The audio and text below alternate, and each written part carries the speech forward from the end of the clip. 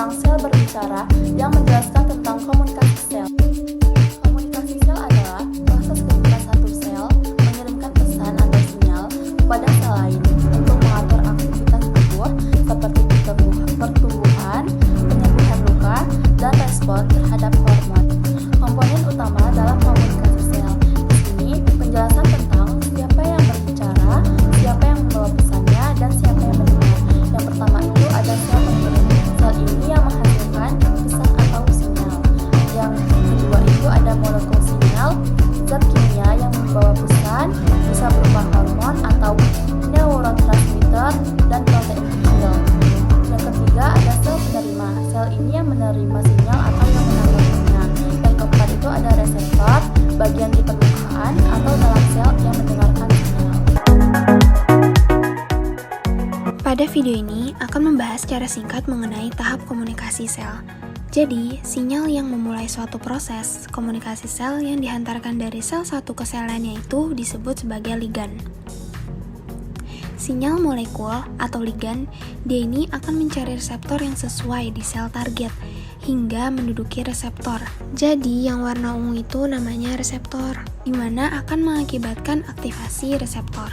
Tersebut mengalami aktivasi, sel itu akan mengalami perubahan di tahap transduksi.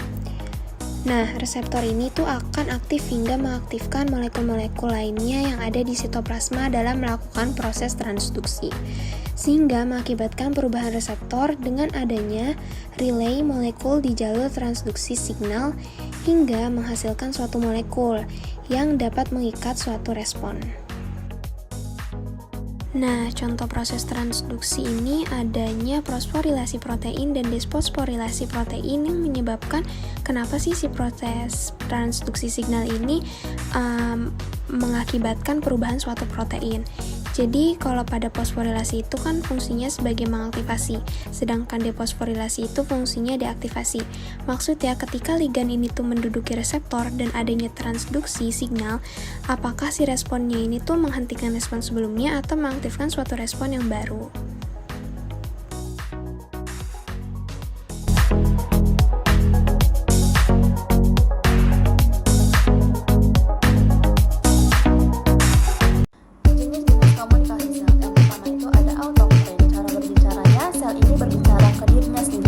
Yang kedua ada parakrin, cara berbicaranya bicara dengan sel tetangga dekat.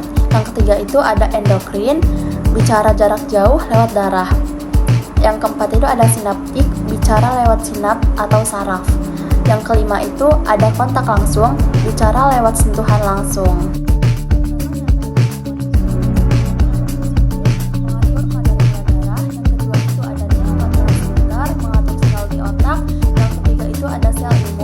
Saling berkomunikasi untuk melawan infeksi. Yang keempat itu ada sel kulit, berkomunikasi saat menutup luka.